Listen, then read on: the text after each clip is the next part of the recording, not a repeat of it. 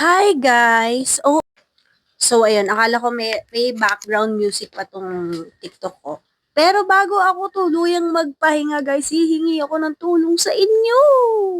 Kung anong klaseng tulong yun guys, may problema ako sa anit ko guys. Hindi ako mawala ng balakubak.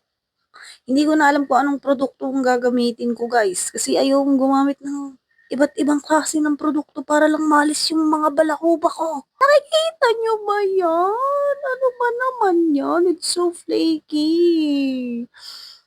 Ano ba? Ano bang ano bang igagamot ko dito? Like, hello, ayoko ng balakubak. Nawala na to noon eh. Bumalik na naman siya. Well, hindi naman ako nagtataka kasi sabi nila, ang isang padami or nakakapag-cause ng balakubak ay stress. At napakarami ko niyan ngayon. Hindi ko i-deny na napakarami kong stress ngayon dahil sa maling desisyon sa buhay. Pero guys, tulungan niyo akong maalis tong mga balakubs na to. Like, OMG, hindi ako pwede makita ng crush ko na may mga ganito. Hindi ako magugustuhan ng crush ko.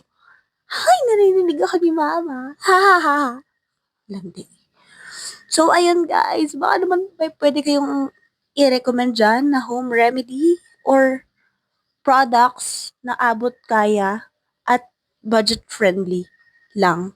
Kasi, hindi kaya ng bulsa ng person na to ang mamahalin, okay?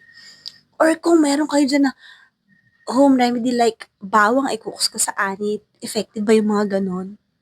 I-recommend nyo na. Please lang, tulungan nyo naman ako, guys. Hindi nakakaganda ang balakubak para sa isang dalagang kagaya ko. Hay, dalaga ha ba? Oh my God, hindi ko alam kung nakikita niyo siya. Pero kanina, di ba may mga puti-puti dyan? Ay, ano ba naman yan? Basta, meron akong mga balakubak. At kapag igaganyan mo siya, guys, merong libreng snow sa ulo ko. Hindi nakakatuwa yung snow na yun. So, ayan lang guys. Gusto ko lang ihingi ng tulong yung balakubak ko sa ulo dahil hindi na ako natutuwa eh. Ulit-ulit na nga ako, di ba? Sige na, tulungan niyo ako. Mag-recommend kayo dyan. Yung iba na naman dyan, i-skip lang yung video na to. May humihingi ng tulong, ayaw pansinin. Huwag kayong deadma. Kailangan ko ng tulong. Tulungan niyo ako. Yun lang. Bye.